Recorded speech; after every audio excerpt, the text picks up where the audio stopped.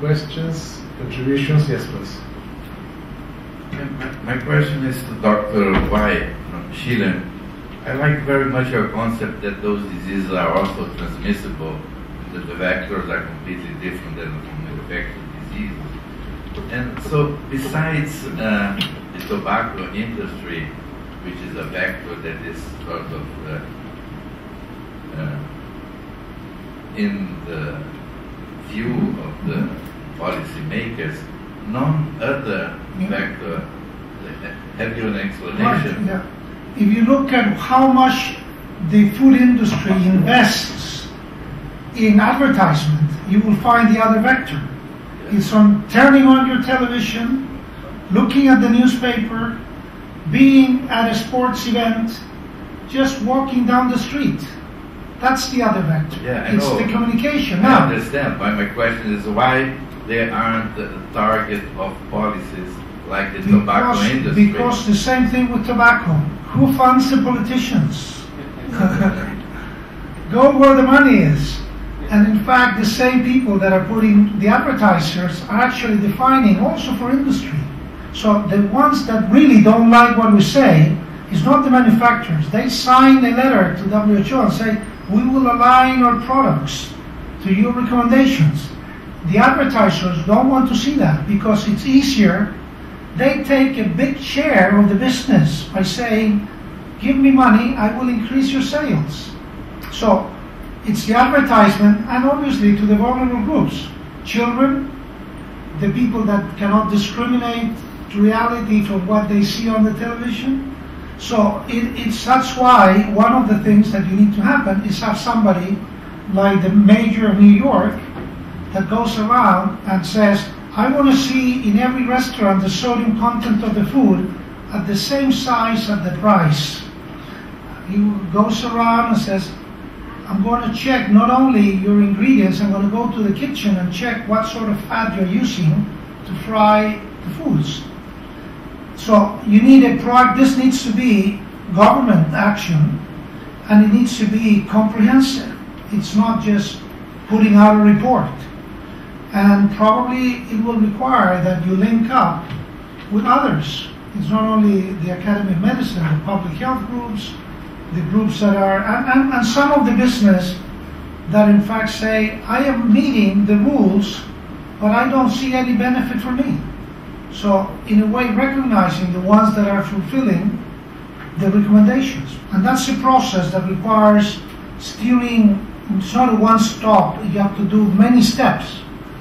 I don't want to extend the discussion, but what I'm saying is that the tobacco industry is really sort of under control, and none of the others. And the tobacco industry also is very rich, and also was using advertisement and propaganda very clearly. And if you talk so there are historical reasons for this. Well, the head of WHO at the time was Gro Harlem Brundtland, who had been Prime Minister of Norway. And Derek Jack, who was the anti-tobacco person, was previously responsible in South Africa for doing this. So, and partly they are not there anymore because they did what they did. They did the first time there's a convention that all countries have to follow is with tobacco in 2004. With food it's more difficult because you cannot ban food. It's a matter of doing the right balance, taking out the sodium, increasing the unsaturated fat. It's a bit more complex. But that's why I think having a coalition within Brazil, in Mexico they created a committee of all the institutions. In Chile we have something similar to that, but it's much more difficult because food you need to eat. So it's a matter of the right food. Thank you. Dr. Krieger. I want to explore a little bit more the idea of Gilberto that we need to reach the decision makers. One idea is to make a report of what is going to get, and I believe this is necessary. But I am a little more ambitious. I believe for the academies to play the role of really advisory of the nation, it's necessary that they arranged in such a way that they can periodically make a state of art of what happened with the health in the country. One of the areas is non-communicable disease. This is the role of the academies, to make periodically statements.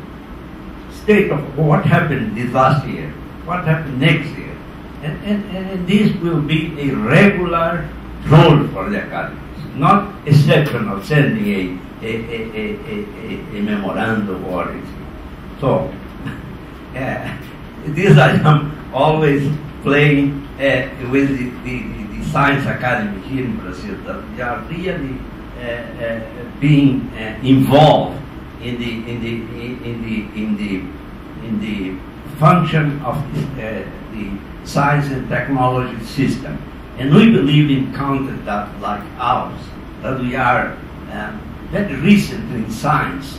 It's necessary that the academies really play a role actively showing what is necessary and what has been done, making evaluation of science in the country, of course, medical science also.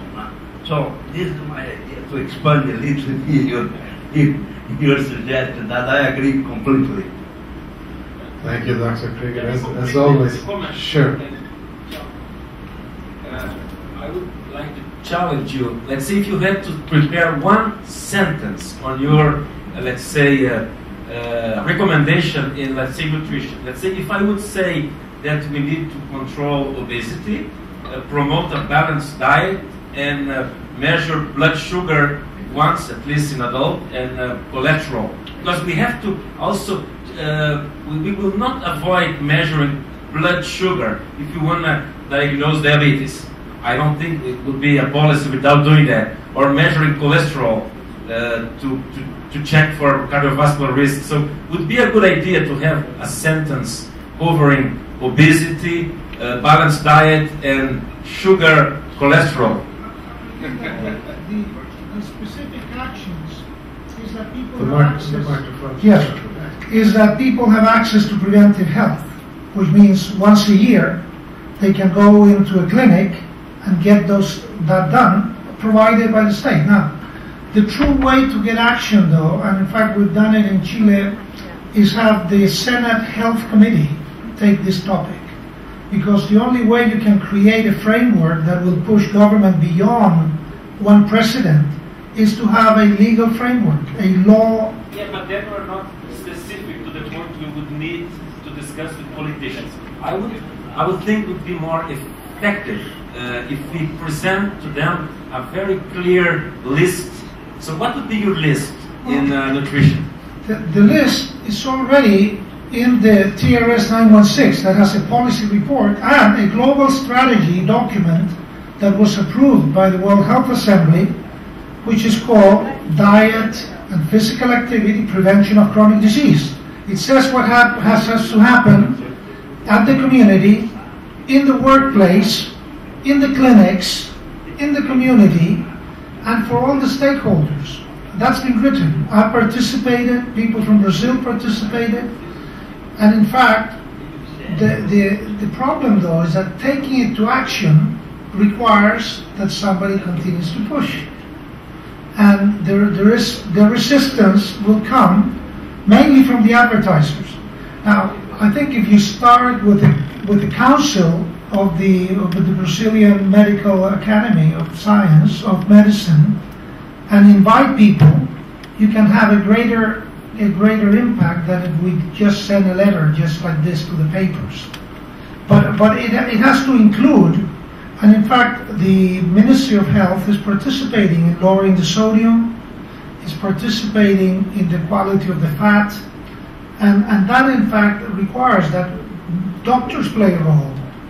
They are the last, sometimes they're the last to take action.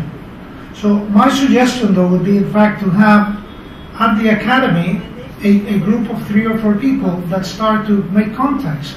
If you start with people at USP with Carlos Monteiro, and there's also the lady Patricia Jaime, who is in fact in charge in Brasilia for health and nutrition. They are at the international meetings. There's also at the international meeting, if you go to the website of WHO, something that's called Helena e-learning, that has all of the meta-analysis for every topic you want. The evidence base is there. The reports are in English and Spanish. A few of the reports are in Portuguese. I'm sorry if I... no. It's an opportunity to get your experience. In my opinion, we need to be more pragmatic, at least as a part of the strategy. For example, if I know that hypertension is the #1 killer, and diabetes is one of the important ones, and these diseases are typically silent diseases until they get complicated. So people, if they would wait for the symptoms, they would come with complications. So I think it would be a good idea if the healthcare units will have a recommendation that they need to do to measure blood pressure, to do a sugar test, for example. Once a year. That is work part well. of what is established in many countries. Once a year for free, people get their blood pressure, they get blood glucose, if need be a GTT. And the other point, though, is that this cannot be done individually. This needs to be done as a group. Okay, I think we can have perhaps the final comment.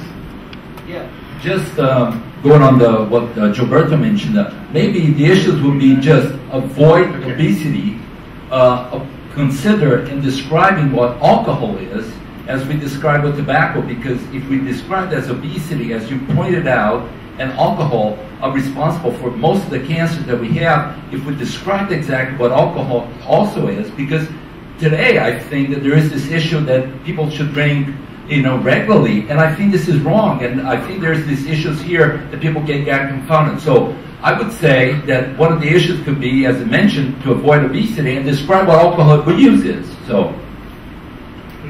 Okay, I think with this comment, I have to close this session. Thank you very much for all the speakers, participants, and to the Brazilian Academy, of course.